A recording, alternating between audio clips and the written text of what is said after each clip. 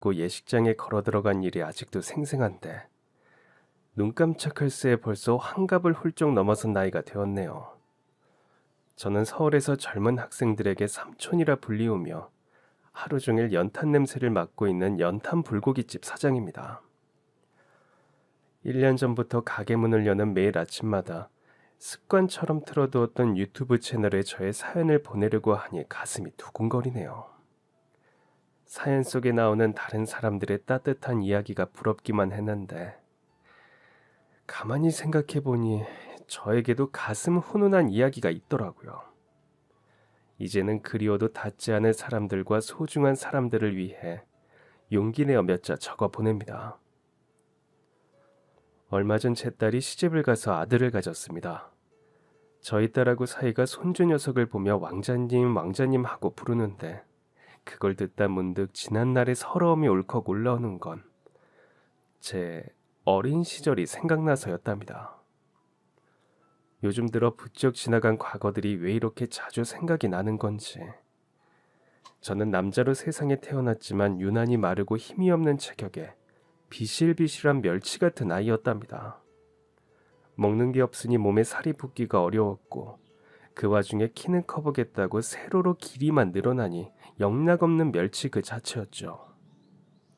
그때 당시 귀한 아들이었지만 사는 것은 힘들었어요. 저는 저희 집의 가장이었습니다. 중학교를 쫓기듯이 졸업하고 새벽 우유 배달부터 청소 용역까지 안 해본 일이 없어요. 제가 국민학교 4학년이 되었을 때 저희 아버지께서 돌아가셨거든요. 한평생 살림만 하실 줄 아셨던 어머니께서는 당장 일거리를 구하시더라도 그리 넉넉지 못했습니다. 사춘기가 빨리 왔던 저는 어머니의 한숨소리와 표정 하나하나를 관찰하듯 다 지켜보면서 그걸 떨쳐버리지 못하고 가슴 깊숙이 모아두기 시작했어요. 어머니께서 힘들어 하신다는 걸 알지만 그래도 제가 돌아가신 아버지를 살려 모셔올 수는 없는 노릇이었으니 그저 아무것도 할 수 없는 제 자신이 답답했던 것 같아요. 제 품으로 안아드리기엔 그때 당시 저의 덩치에 비하면 훨씬 컸던 어머니였지만 작은 제 품으로라도 어머니를 꼭 안아드리는 것 외에는 달리 방법이 없었답니다. 어머니께서는 그런 제 앞에서 괜히 강한 척을 하시거나 괜찮다고 연기하지도 않으셨습니다. 엉엉 소리내어 울기도 하시고 제 품 안에서 더 깊은 한숨을 훅 하고 내쉬기도 하셨어요. 어머니의 그 작은 행동 하나하나가 제 마음을 편하게 만들기도 했지만 저도 모르는 사이 무언의 압박이 되고 있었는지도 모르겠네요. 하지만 제가 지난 세월을 그렇게 살아왔던 것에 대해 어머니를 원망하는 마음은 눈꼽만큼도 없습니다. 어머니도 저도 그렇게 살고 싶지 않았던 마음 하나만은 같았을 테니까요. 시간이 지나도 여전히 익숙해지지 않는 아버지의 빈자리는 저를 강한 사람이 되도록 만들었습니다. 아버지의 빈자리에 끊임없이 허망해하고 괴로워하는 어머니를 두고 저마저 같은 감정에 휩싸여 눈물로 세월을 흘려보낼 수는 없었습니다. 아버지를 그리워하는 것은 어머니의 몫으로 드리고 저는 저희 두 사람이 살아내야 하는 현실에 더욱더 마음을 써야겠다고 생각했어요. 그 결심을 했던 것이 제가 15살 중학교 2학년이 되었을 때였고 친구들과 동네 어른들에게 수소문을 해 그렇게 새벽 우유 배달 일을 시작하게 되었습니다. 다니던 중학교는 사실상 졸업이라고 보기에는 힘들고 2학년이 끝나자마자 학교를 나가지 않았으니 중퇴라고 보아야겠죠. 아무도 제가 학교를 중퇴하는 것에 대해 안타깝게 생각하지 않았습니다. 그때 당시 중학교를 가지 못하는 친구들은 꽤 있었으니까요. 2년이나 학교를 다녔다고 생각하면 그 아이들에 비해 저는 복받은 편이었다고 생각했고 그거면 충분하다 생각했습니다. 말도 셈도 살면서 필요한 이상으로 다 배웠으니 말이에요. 그렇게 우유 배달로 시작한 저의 소일거리는 식당 설거지로 이어졌습니다. 주로 사장님들은 저를 보며 손이 작고 느리다고 답답해 하셨지만 저를 내치거나 하지는 않으셨습니다. 남들이 들으면 100에 50은 안타까워하는 저의 가정사를 제가 이용했다고 봐야겠죠. 원하든 원치 않든 어쩌다 보니 저의 사정을 모두 알게 된 각 사장님들은 그런 저를 딱하게 보셨던 건지 저를 내쫓지 못하셨던 겁니다. 속으로 그런 사장님들께 어찌나 감사했는지. 그분들이 아니었으면 저는 집에서 어머니 등골이나 빼먹는 무능력한 아들로 시간을 보내야 했을 테니까요. 제가 벌었던 돈이 그리 큰 돈은 아니었지만 이제 겨우 중학교를 졸업할 나이가 되어 생활비 한 푼 두 푼을 보탤 수 있다는 것은 성장기 저의 성격에 큰 도움이 되었습니다. 다른 사람이라면 그런 환경 탓을 하며 엇나가거나 망가지거나 했을지도 모르겠지만 저의 성장 환경 자체는 주변에 좋으신 분들 덕분에 더할 나위 없었던 것이 아닐까 생각합니다. 여러 좋은 사장님들을 만나 용기를 얻고 격려를 받고 그렇게 몸은 덜 자랐지만 마음만은 성장할 수 있었던 것이죠. 물론 좋은 사장님들만 있었던 것은 아니랍니다. 일을 하다 말고 멱살 잡힌 채 물사대기를 맞고 쫓겨나 보기도 했고 똑같은 일을 하고도 다른 직원들보다 돈을 덜 받은 채 바보 취급을 받기도 했습니다. 때로는 왜 이렇게 살아야 하나 신세를 한탄하기도 했지만 거기에 머무르지 않고 다른 돌파구를 찾으려 노력했습니다. 그럴 수 있었던 것은 사랑하는 어머니를 생각하면 그럴 수밖에 없었고 비록 세상에는 나쁜 어른들도 많았지만 그만큼이나 착한 어른들도 많았기 때문입니다. 저 우유 배달 하루 종일 하면 안 될까요, 사장님? 새벽에 하는 우유 배달 일로는 벌이가 시원치 못하다는 것을 처음 깨달았을 때 우유 가게 사장님께 드렸던 질문입니다. 몇 시간만 일해서 받는 돈보다 하루 종일 일해 버는 돈이 더 좋을 것이라는 판단 때문이었죠. 사장님은 그런 저를 물끄러미 보시다 말씀하셨어요. 아유, 그렇게 손이 느려가지고 무슨 일을 더 하겠니? 가만히 있어봐. 너 설거지는 좀 할 줄 아냐? 그 질문 끝에 저를 소개해 주신 곳이 한 식당이었고 우유가게 사장님 덕분에 여러 가지 일을 해서 돈을 벌 수 있다는 것을 알게 되었답니다. 그 후에 나쁜 사장님을 만나더라도 흔들리지 않고 긍정적으로 생각할 수 있었던 것은 어떻게 보면 우유가게 사장님 덕분인지도 모르겠네요.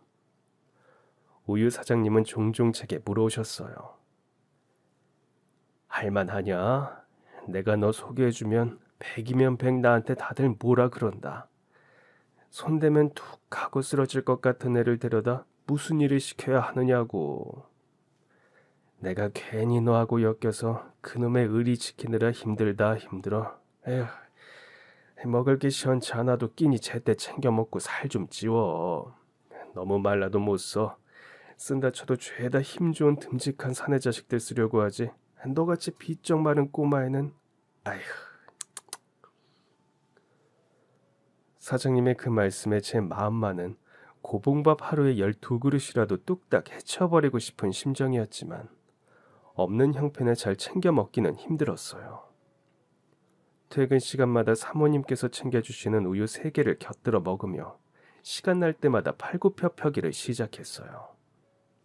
하루에 100개씩을 목표로 하고 시작했는데 처음에는 힘들었지만 이내 익숙해져 가더라고요. 그러다 그 100개가 200개가 되고 길 가다가 매달릴 만한 봉 같은 게 보이면 거기 냅다 매달려도 보고 그렇게 운동을 했던 것 같아요.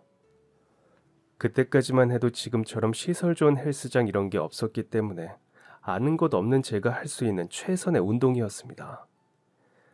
그렇게 하면 조금이라도 힘이 세지고 덩치가 듬직해질 수 있지 않을까 진지하게 고민했던 거예요. 어머니께서도 물론이고 우유가게 사장님께서도 그런 저를 보며 좋아하셨습니다. 일단 딱 보기에 근육질까지는 아니더라도 꽤 건강해 보이는 모습이었거든요. 그냥 보기에 딱 적당한. 그렇게 저는 드디어 멸치를 탈출한 거예요. 사장님께서는 박수까지 치셨어요. 이야, 당최 뭘 어떻게 한 거냐? 아이, 그놈 참 뭘 해도 될 놈이구만. 그 한마디에 어찌나 어깨가 으쓱했는지 모릅니다. 좋은 어른이 있다는 믿음은 청소년기에 제 마음속에 강인하게 자리 잡았고 식당 설거지, 마트 청소, 온갖 용영일을 하면서도 좌절하지 않는 뚝심을 키우게 했습니다. 그렇게 사는 동안 힘들지 않았느냐고 가끔 누군가 제게 묻고는 합니다. 힘들지 않았다면 거짓말이겠죠. 하지만 저는 알고 있습니다. 비 온 뒤에 땅이 굳는다는 것을요. 일자리를 여기저기 옮겨다니며 세월을 보냈지만 유일하게 세월이 흘러도 연락을 주고받았던 사장님은 우유가게 사장님이었습니다. 저는 그 사이 사장님 말씀을 귀에 새겨담아 팔뚝에 근육이 꽤 잡힐 정도로 듬직해 보이는 모습으로 자랐습니다. 그리고 20살 성인이 되었을 무렵 그 우유가게 사장님께서는 제게 말씀하셨어요. 너 이제 우리 가게 와서 일해라. 에이, 저보고 우유 배달 다시 하라고요? 예전에는 사장님께서 무슨 말씀을 하시면 일절 대꾸도 하지 못했었는데 이젠 제법 친해졌다고 농담조로 막 뱉었어요. 사장님은 예전에 그 사람 좋은 허허 웃음을 지으시며 고개를 저었습니다. 그거 남한테 넘긴 지가 언젠데 이 녀석아. 우리 집사람 가게에 들어와 일해. 너 설거지 하나는 기똥차게 하잖아. 너만큼 손 빠른 사람 구하기가 힘들어서 그래. 가끔 무거운 것 있으면 들어도 주고 어쩔겨. 할겨 말겨. 사장님께서 말씀하신 가게는 사모님께서 새로 오픈한 고깃집이었습니다. 설거지 하나는 기똥차게 하지 않느냐며 월급 제때 주시겠다는 약속에 눈썹이 휘날리도록 달려갔던 기억이 납니다. 사모님께서는 제게 말씀하셨어요. 내가 저희한테 너 아니면 다른 사람 쓰기 싫다고 그랬어. 그러니까 너 성실하게 일해야 한다. 그 말씀이 얼마나 감사하고 고맙던지 눈물이 왈칵 나서 얼굴을 가려보려 용을 썼던 기억이 나요. 늘 손이 느리다고 하실 때는 언제고 이렇게 사장님 사모님께서 오랫동안 저를 예뻐해 주시니 이게 정말 사장님이 말씀하신 의리라는 건가 하는 생각에 눈물이 나지 않을 수가 없었어요. 그리고 또 한 번 커다란 다짐을 하게 되었죠. 무조건 열심히 일해야지. 나 예뻐해 주시는 만큼 매 순간 최선을 다해서 일해야지. 도움되는 직원이 되어야지. 주민등록증 잉크가 채 마르기도 전에 그렇게 저는 사모님의 고깃집에서 일을 시작하게 되었습니다. 1년 바짝 설거지 일을 도맡아 하며 생각했던 것보다 사장님 사모님과 더 친해지게 되었어요. 매일 보던 사이라도 몇 시간씩 잠깐 뵙고 말았던 우유 배달 일과는 달리 하루 종일 옆에 붙어 잡다한 일을 다 맡아 하고 있으니 솔직히 말해 제 친어머니보다 더 긴 시간을 같이 보내는 사이가 된 것이죠. 제가 20살이 되었을 때 어머니께서도 이제 제법 일이 손에 익어 한 직장에 발을 붙이고 계신 상태였고 그래서 제가 식당 설거지 일을 다시 시작한다는 것을 탐탁지 않아 하셨습니다. 엄마가 직장 다니고 있으니 이제 너 하고 싶은 공부라도 하거나 번듯한 회사 알아보는 건 어때? 어머니의 말씀이 제 가슴에 와닿지 않았다면 거짓말이겠지만 어쩐지 그러기가 싫더라고요. 아마 그런 말씀을 하실 때쯤에 고깃집에서 일하라는 제안을 받아 그랬던 것 같아요. 이상하게 그런 생각이 자꾸 들더라고요. 제가 어느 회사에 취직을 한다고 한들 그 사장님 사모님처럼 좋은 분들과 함께 일을 할 수 있을까 하는 생각이요. 저는 어머니께 사장님과의 의리를 지키고 싶다고 진지하지 못한 목소리로 둘러대며 고집을 피웠습니다. 어머니께서는 더는 그 이야기를 꺼내지 않으셨어요. 그때는 미처 몰랐는데 지금 와서 생각해보니 아마 미안한 마음 때문에 그러셨던 것 같습니다. 그렇게 고깃집에서 사장님 사모님과 매일같이 부대끼며 바쁜 하루하루를 보내던 어느 날 사모님이 자꾸만 제게 이상한 걸 알려주기 시작했어요. 너 칼질할 줄 아니? 그 질문의 의도를 몰랐던 저는 단순한 칼질을 말씀하시는 줄만 알고 고개를 끄덕였고 그 후 제 업무는 더 이상 설거지가 아닌 칼잡이가 되어버리고 말았어요. 이때 가장 혼이 많이 났습니다. 채 썰어야 할 야채들이 왜 이렇게나 많은 건지. 두꺼우면 너무 두꺼워서, 얇으면 너무 얇아서 혼이 나고 또 혼이 났답니다.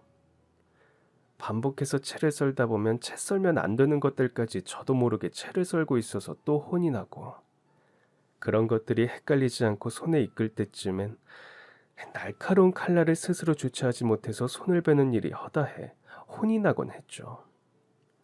제 스스로 내가 많이 멍청한가 생각이 들 정도로 그 식당에서 일하는 동안 가장 많이 혼이 났던 시기였어요. 하지만 결론적으로 그만큼이나 혼이 났던 시간들은 저에게 양분이 되었답니다. 지금 생각해보면 식당 일에 있어 가장 기본이었던 것들을 차근차근 알려주셨던 겁니다. 설거지할 때 물과 불을 쓰는 방법을, 칼질을 할 때 정교하고 빠르게 하면서도 날카로운 칼날에 베이지 않는 방법을, 그리고 그러한 것들을 사모님께서 늘 강조하셨던 위생과 직결되는 부분이기도 했습니다. 청결해서 믿을 수 있고 맛있고 친절한 고깃집. 사장님과 사모님의 운영 철칙에 맞게 누가 되지 않으려 노력하다 보니 저는 그 누구보다 열심히 일하는 직원이 되어 있더라고요. 평생 설거지나 할 줄 알고 들어갔던 고깃집에서 시간이 흐르고 보니 어느새 칼질을 하는 직원, 연탄을 굽는 직원, 사모님을 대신해 양념장을 만드는 직원이 되어 있었습니다. 사장님, 저한테 도대체 어디까지 가르쳐 주시려고요? 비법 소스라며 양념통을 가지고 나와 그 안에 들어가는 재료를 나열하시던 사장님 사모님께 제가 감히 건방지게 던졌던 질문이었어요. 저는 진심으로 그분들이 걱정이 되었습니다. 아무리 저와 정이 들었다고 해도 가게 기밀을 일개 직원인 저에게 말씀해 주시는 것이 영 이상하게 생각되었거든요. 물론 제가 어디 가서 그걸 유출할 일은 결코 없었겠지만 제가 아닌 다른 누군가에게 혹시나 그 비법이 들어가기라도 한다면 생각하고 싶지 않았거든요. 그런데 저의 건방진 질문에 사장님께서 그러셨어요. 너 내가 의리 빼면 시체인 건 모르냐? 너도 의리가 있으니 이런 것쯤은 알아도 괜찮겠다 싶었지. 그리고 자꾸 집사람이 너한테도 알려주고 싶다고 그러지 않느냐. 나도 1년 전에야 겨우 꿰뚫은 비법인데. 너 대체 그동안 사모를 어떻게 구워 삶은 거야? 응? 아유, 그 참. 사장님의 말씀과 함께 옆에서 사모님의 웃는 소리가 들려왔습니다. 그래서 저는 결심했죠. 다시 한번 열심히 일해야겠다고. 지금 생각해보면 참 생각 없고 욕심 없이 살았던 것 같아요. 물론 그 덕에 사모님께 감사한 사랑을 받을 수 있었지만 말이에요. 제가 할 수 있는 최선이 그런 좋은 분들에게 실망 안겨드리지 않고 최고의 직원이 되는 것뿐이었습니다. 그렇게 3년 후 저는 그 식당에서 독립을 하게 되었어요. 얼떨떨했다는 기억이 가장 커요. 거의 등 떠밀리다시피 홀로 서기에 나선 것이었거든요. 사장님께서는 늘 하시는 말씀 그대로 제게 투덜대듯 말씀하셨습니다. 미안한데 이제 더 가르칠 것이 없으니 그만 나가야겠어. 처음에는 쫓겨나는 건가 싶어서 몹시 당황한 채 제가 잘못한 것이 있다면 말씀해달라고 애원하듯 사장님과 사모님 앞에서 울먹거렸답니다. 하지만 이내 사모님께서 덧붙여 설명해 주시는 말씀을 듣고 그게 저를 내쫓는 것이 아니라 배운 방법들을 이용해 스스로 독립을 하라는 말씀이라는 것을 깨닫게 되었죠. 받아들이기는 솔직히 쉽지 않았습니다. 독립하기에는 작은 문제라든지 여러 가지 문제가 있었거든요. 그런데 덜컥 저에게 가게 하나를 내어주시겠다고 하시는 겁니다. 퇴직금에 서비스로 끼워주는 거야. 의리에 살고 의리에 죽고 그게 나 잊었냐? 몇 번이나 사양을 했지만 사장님과 사모님은 막무가내로 저를 새로운 가게 안으로 밀어 넣으셨습니다. 청소는 다 해놓았으니 나머지 것들은 다 저의 몫이라고 말씀하셨어요. 못하겠다고 다시 가게로 찾아가도 찬바람만 쌩하니 불고 소용이 없었습니다. 그게 가르침의 마지막 단계라고 사모님마저 단칼에 잘라 말씀하시더라고요. 그렇게 겁에 질린 저의 첫 장사가 시작되었어요. 혼자 여기저기 돌아다녀 몰아가면서 영업신고를 하고 필요한 물품들을 시장을 돌아 구매하고 모아둔 돈을 다 가게에 탕진하는 기분이라 계속되는 찝찝함을 떨쳐버리기 어려웠지만 딱 하나 믿어보자 했던 것이 사모님의 레시피였습니다. 망하면 어떡하나, 사업에 대해 아무것도 모르는 내가 정말 이걸 할 수 있을까? 걱정은 끝이 없었어요.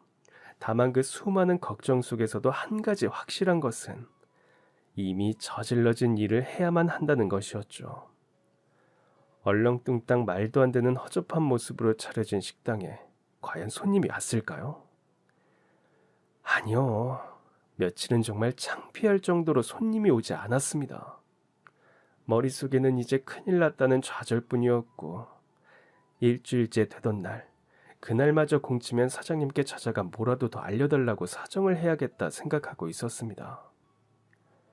그런데 하필 딱 그날 저보다 먼저 발이 빠르셨던 사장님과 사모님이 제 가게에 찾아오셨어요. 사장님의 첫 마디는 에게였습니다. 왜 아무런 손님이 없이 텅 비어있냐는 의미가 담겨 있었죠. 저는 부끄러움에 얼굴이 터질 것처럼 불타오르기 시작했고 사모님께서는 그런지 어깨를 토닥이며 테이블 한편에 자리 잡고 앉으셨습니다. 이모, 여기 불고기 2개랑 막걸리 하나 주세요. 장사를 시작하고 첫 주문이었습니다. 저는 멍하니 그런 사모님을 바라보다 사장님이 소리내어 자리에 앉자마자 정신이 번쩍 들어 주방으로 뛰어갔어요. 양념에 둔 불고기를 연탄불에 정성스레 초벌하고 떨리는 마음으로 테이블 앞에 서서 떨리는 손으로 서빙을 하는데 뒤이어 다른 손님 한 팀이 가게로 들어오기 시작했습니다. 저는 미처 발견하지 못했는데 사장님이 그러시더라고요. 아이 손님 왔는데 뭐하냐 이 녀석아. 뒤늦게 어서 오세요 하고 큰 소리로 외치고 주문을 받고 보니 눈물이 또 쏟아졌습니다. 손님이 하나도 없는 식당에는 들어가기 싫은 손님 입장에서의 생각을 잘 알고 계셨던 사장님과 사모님의 배려였던 것입니다. 그날 5테이블의 손님을 받았습니다. 남들이 들으면 비웃음 살 수 있는 너무 적은 수의 손님일지 몰라도 제게는 처음 있는 일이라 너무 귀한 순간이었어요. 겨우 5팀의 손님에도 허둥지둥하는 저를 은근슬쩍 도와주시던 사장님과 사모님께서는 그렇게 한마디를 남기고 유유히 가게 밖으로 걸어가셨습니다. 제 어머니께 이제는 말씀드리라고 말이에요. 사실 제가 첫 손님이 오기 전까지는 어머니께 말씀을 드리지 않겠다고 했었거든요. 갑자기 결정된 일이기도 했고 손님 없는 가게에 발을 들이게 하고 싶지 않았던 저의 작은 자존심이었던 것 같아요. 그런데 일주일 넘도록 손님이 없었으니 가게를 개업하고도 어머니께 알리지 못한 그런 아들이었던 겁니다. 그 사정을 알고 계셨던 사장님 사모님께서 그렇게 말씀하신 거였고 말이에요.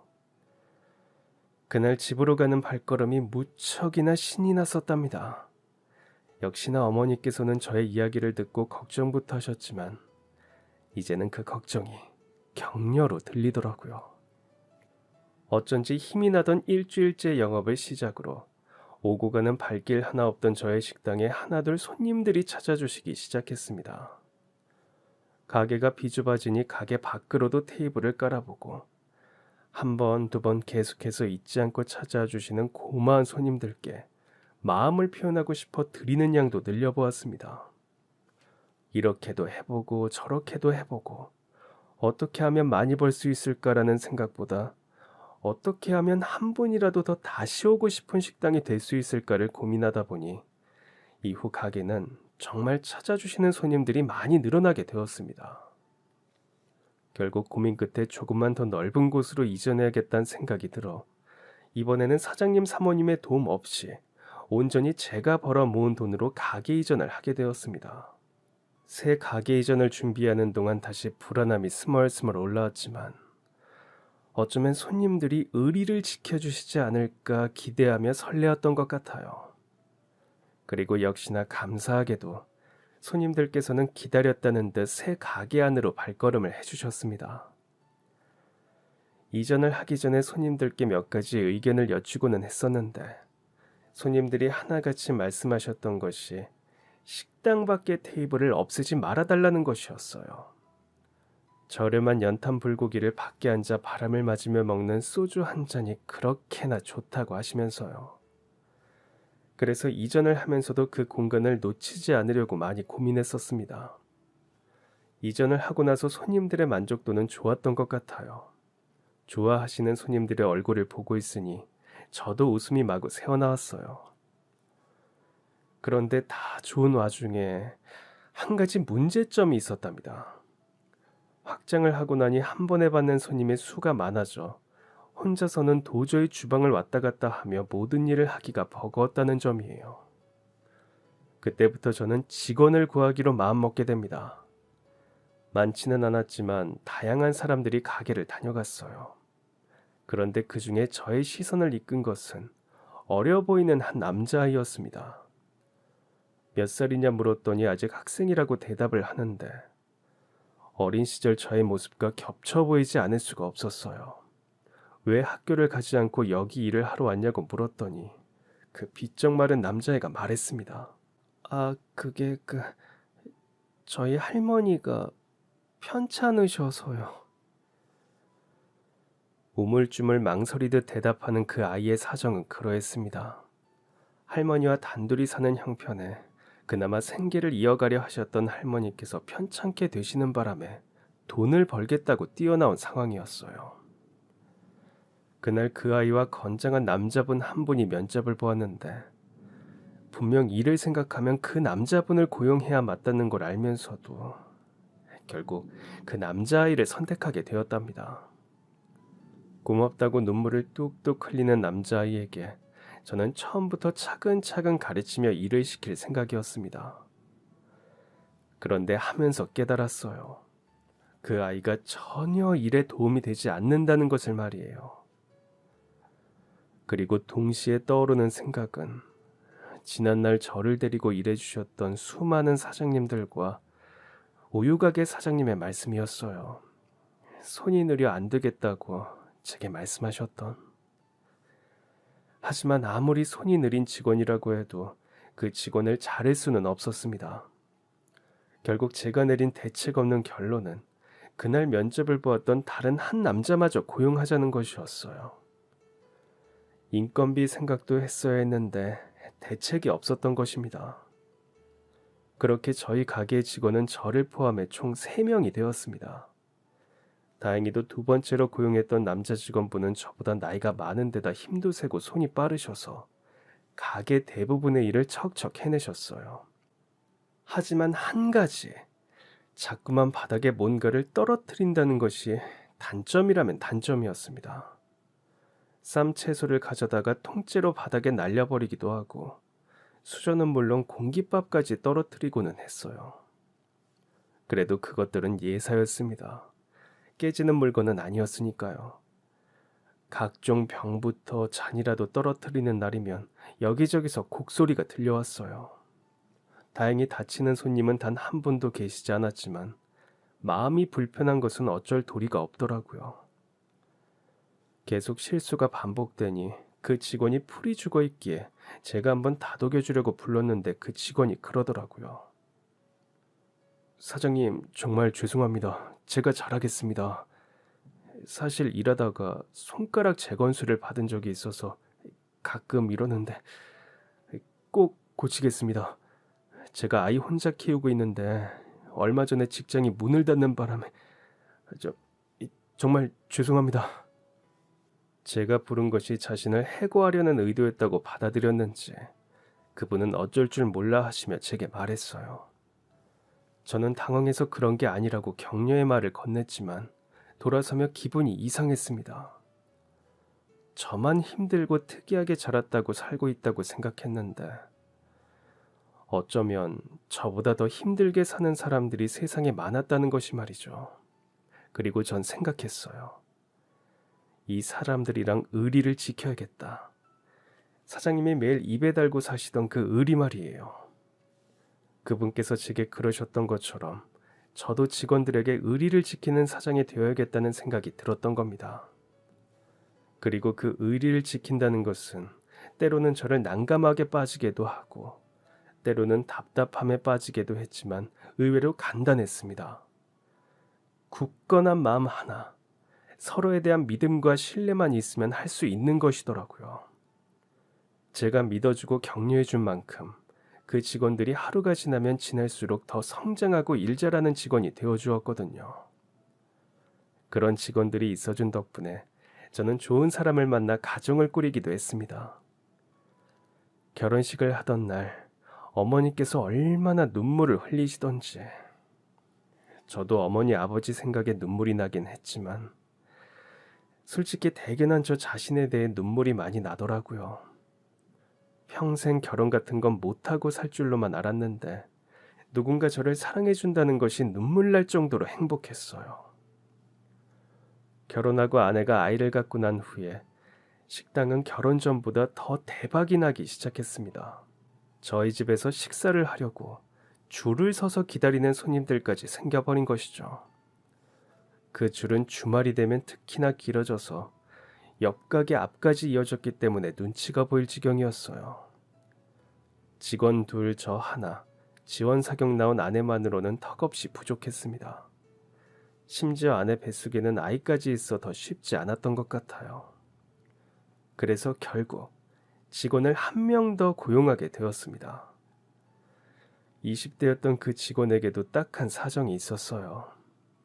어머니의 사채 빚을 갚아주고 있었거든요.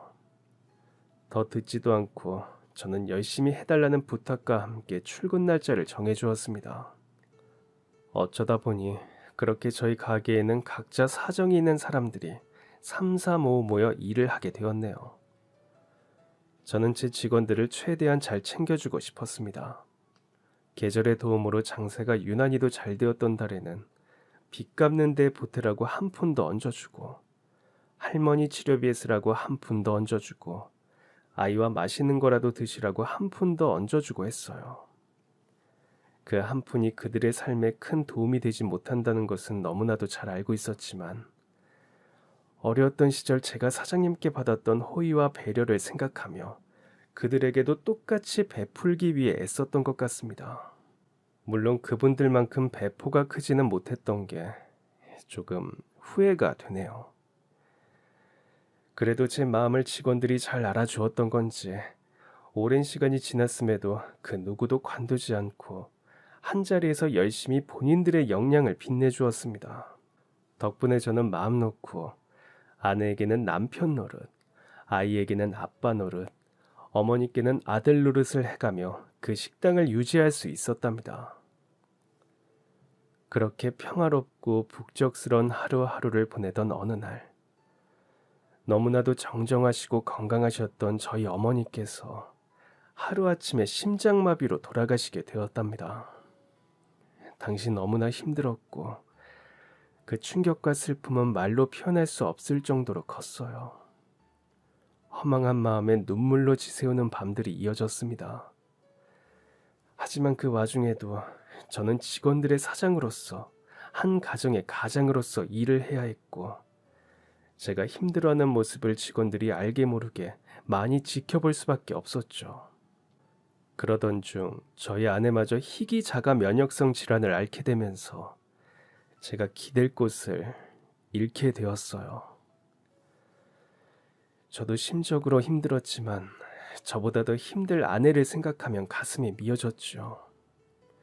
그런 저를 아시는 사장님 사모님께서 가끔가다 저를 살피러 와주시고는 했지만 사실 어떤 것도 위로가 되지 않더라고요. 그 와중에도 힘들었던 건 병원비로 돈이 끊임없이 들어가게 되는 상황이었습니다.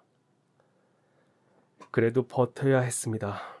멀쩡히 살아있는 제가 버티지 않으면 그 누구에게 제가 감히 버티라고 말할 수 있겠습니까? 좌절하지 않고 계속되는 치료를 꿋꿋하게 잘 버텨준 아내는 제가 생각했던 것보다 훨씬 더 강한 사람이었어요.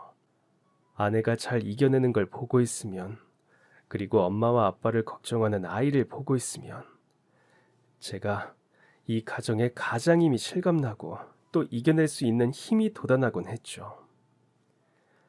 그렇게 힘든 1년이 흘렀습니다.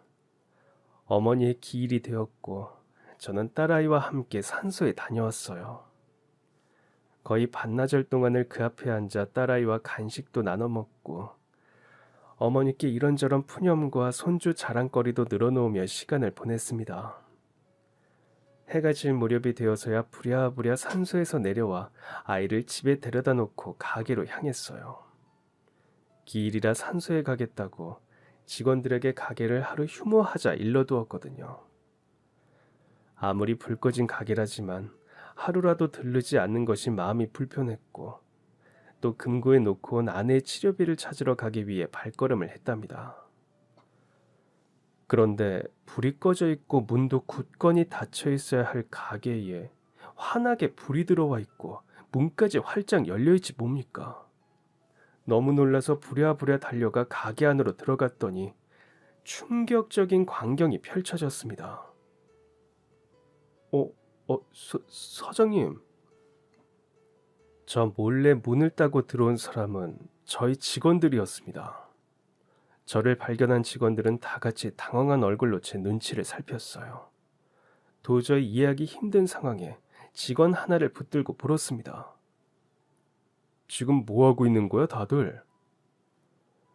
뒤늦게 불고기 한 판을 가지고 나오던 막내 직원이 깜짝 놀라 자리에 굳어버렸고 그제야 주변의 손님들이 보이기 시작하면서 참았던 눈물이 왈칵 터지고 말았습니다. 서둘러 손으로 눈 주변을 감싸지고 자리를 빠져나왔어요. 둘째 직원이 부랴부랴 제 뒤를 따라 나왔습니다. 사장님, 오늘 안 오실 줄 알았는데 산소는 잘 다녀오셨어요? 놀라시게 해서 죄송해요. 알고 보니 어머니의 기일이라고 가게를 휴무하겠다고 했던 저의 말을 모조리 무시하고 둘째 직원이 벌인 일이었습니다. 지금처럼 CCTV가 있기 전의 일이라 그때는 제가 직접 오지 않으면 가게를 살펴보는 것 자체가 되지 않았으니 제가 산소에 가 있는 동안 직원들끼리 장사 준비를 해서 영업을 하고 있다는 것을 꿈에도 몰랐던 것입니다. 놀라게 해서 정말 죄송합니다, 사장님. 사장님 안 계셔도 저희끼리 장사해보면 어떨까 싶었어요. 한 푼이라도 더 벌어야 사장님한테 도움이 되니까. 저희도 사장님께 받은 게 너무 많아서 도움이 되고 싶었거든요.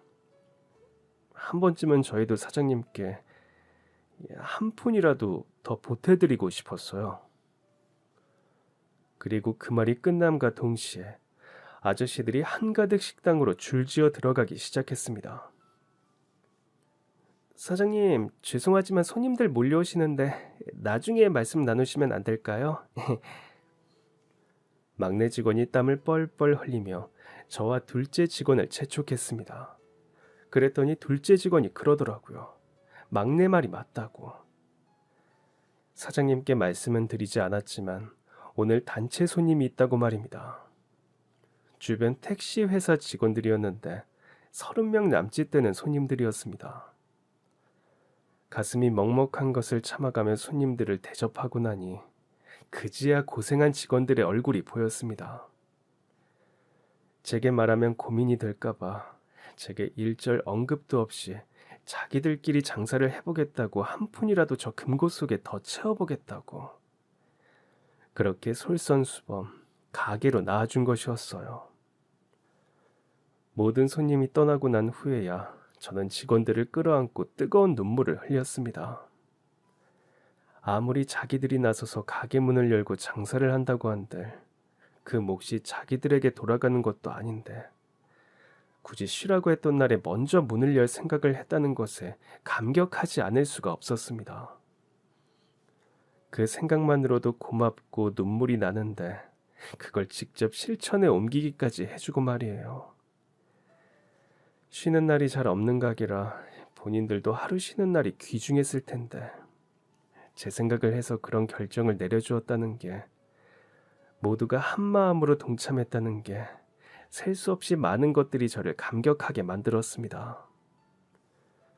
문득 제가 직원들에게 해준 것에 비해 저는 직원들에게 너무나도 많은 애정을 받고 있다는 생각이 들었어요.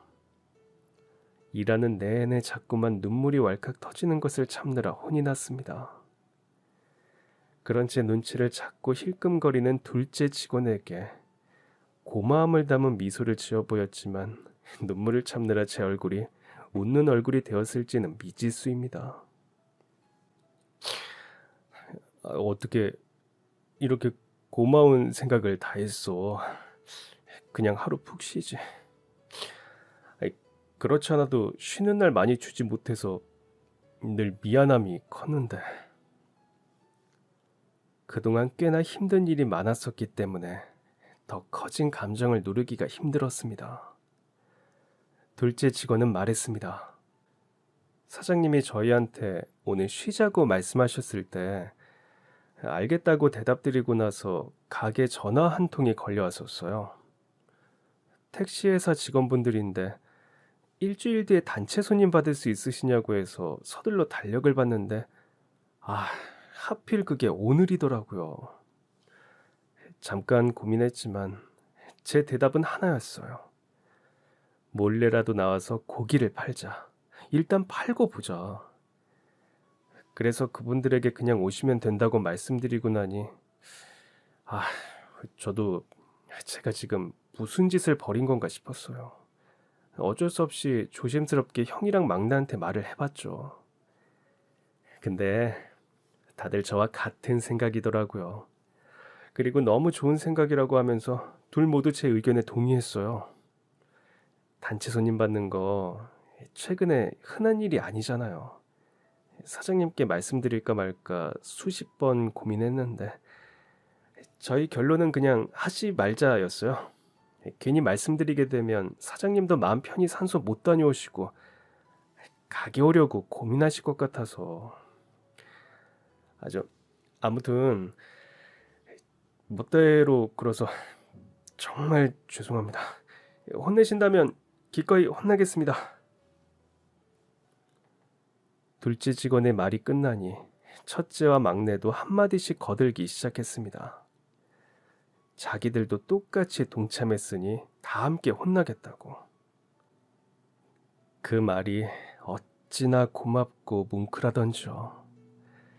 어쩌면 그냥 기억 속에 희미해질 수 있었던 저의 작은 호의들을 잊지 않고 기억해주는 것이 너무나도 하찮은 작은 저의 마음을 도움이라고까지 표현하며 고맙게 생각해준다는 것이 말이죠. 그래서 그날이 하루에도 몇 번씩 떠오르고 수년이 지난 지금까지도 두고두고 생각이 난답니다.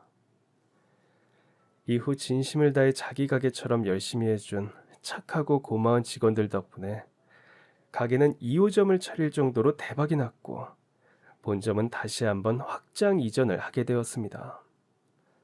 저는 본점을 계속 맡아서 하고 직원들에게는 2호점을 직접 맡아서 할 수 있도록 따로 가게를 차려준 셈이에요. 2호점은 굳이 찾아가지 않아도 마음이 놓이고 안심이 됩니다. 어떻게 하고 있는지 구태여 확인하고 묻지 않아도 그들이 알아서 잘해주고 있다는 믿음이 있거든요. 지금은 모두들 힘들었던 시절을 잊고 평화를 되찾아 잘 살고 있습니다. 의리의 직원들이 있어준 덕분에 많이 아팠던 저희 아내도 밝은 모습을 되찾고 행복하게 살아가고 있어요. 저를 이 자리까지 오게 만들어주신, 그래서 이토록 의리를 지키는 사람으로 만들어주고 또 의리를 지키는 사람들을 만나게 해주신 사장님과 사모님께서는 지금은 하늘의 별이 되셨습니다. 그분들도 어머니도 살아생전 그동안 받았던 것들을 갚으려 노력하며 살았지만 막상 떠나보내고 나니 그게 부족했던 것만 같아 죄송스러운 마음입니다. 그래서 나중에 또 후회하지 않기 위해 지금 제 곁을 지켜주는 모든 사람들, 나의 가족, 아내와 딸, 그리고 의리의 직원들에게 더 잘하는 가족이 되고 싶네요. 그럼 지금까지 사연 들어주셔서 감사합니다. 사연이 재밌으셨다면 구독과 좋아요 부탁드려요. 감사합니다. 안녕히 계세요.